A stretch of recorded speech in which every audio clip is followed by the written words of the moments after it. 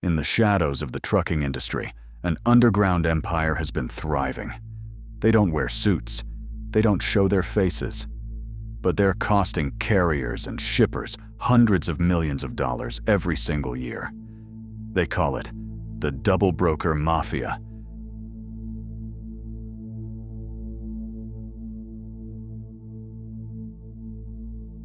In the freight business, a broker acts as middleman, matching shippers with carriers, arranging rates, contracts, insurance, etc. Under a lawful arrangement, any reassignment of a load, passing it to another broker or carrier, must be disclosed and approved by the original shipper or broker. But in double brokering, that chain is broken.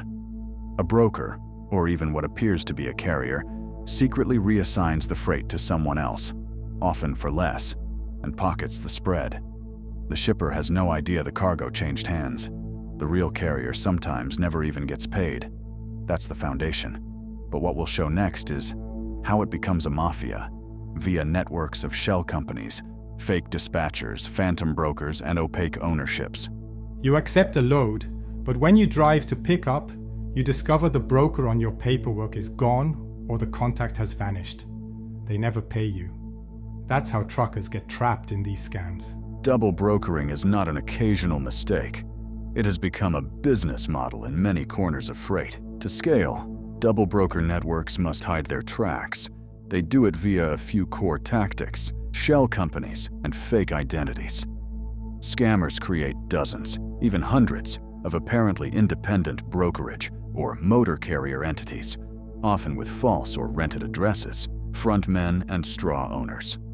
Real controllers hide behind proxies, people whose names appear on registration but have no real role. Call centers and dispatch networks, often overseas. These crews churn calls, solicit freight, generate fake quotes, engage carriers. Resale/arbitrage of freight. The scam broker contracts freight at a high rate, then immediately resells it or subcontracts it to a real carrier at a lower rate, pocketing the difference. Rotation and abandonment. When a company draws too much scrutiny, they abandon it, start fresh with new shell entities. In some documented cases, these networks operate from abroad, funneling money via shell pipelines, making it very hard to trace the actual fraudsters. We found one recent US case. In January 2025, a Pennsylvania individual, Serge Gevorgian, was charged with double brokering fraud.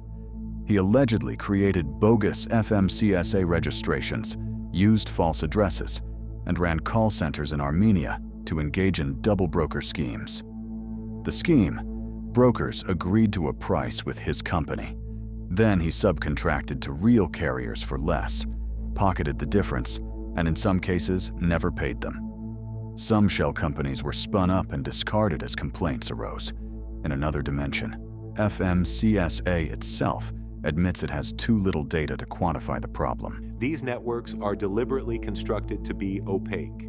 When you look at the registration records, you see hundreds of brokerages with minimal capitalization, rented addresses, overlapping principals. It's hard for enforcement to pierce those veils. In effect, a web of fake brokerages becomes the mafia, a parallel underground freight marketplace.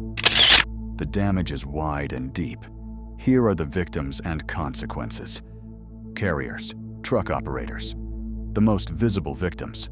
Drivers haul freight, incur fuel, wear and tear, labor costs, and sometimes never get paid. When you chase the phantom broker, you hit dead ends. Shippers. They may receive their goods, or in some cases, cargo is stolen or rerouted. They may pay multiple parties in confusion. Their supply chains become vulnerable. Legitimate brokers. Competitors lose freight to cut-rate phantom brokers. Their margin is squeezed. Their reputation is tarnished if shippers believe all brokers are untrustworthy. Insurance and liability. When accidents happen or a load is damaged, insurers may deny coverage if the brokerage chain was not lawful. Localities may withhold claims if carriers lack valid authority. Regulators and public safety. Because many phantom or shell carriers skip safety, maintenance, inspection requirements, they may pose risks on highways. market trust. The entire freight marketplace becomes poisoned. Carriers don't trust brokers. Brokers don't trust carriers. Early screening becomes drastic. One real dramatic case: a yogurt shipment was hijacked under a double brokering scheme. Scammers pretended to be carriers, took the freight, then demanded ransom from the real broker under threat they would never deliver it. Freight fraud has reportedly skyrocketed. In one analysis, it more than quadrupled in 2023. I spent weeks chasing payments. They changed their name, filed new paperwork. They told me I had no contract with them. I lost tens of thousands. My trust in brokers is shattered. The emotional cost is heavy too. Many small carriers operate on razor margins. A single bad load can sink them. Yet few have the appetite or resources to fight back. Why hasn't this been stamped out? Because enforcement lags behind. Here are some core obstacles: information gaps and lack of data. FMCSA itself says it doesn't have enough data to assess the scale of double brokering. Ambiguous broker definitions.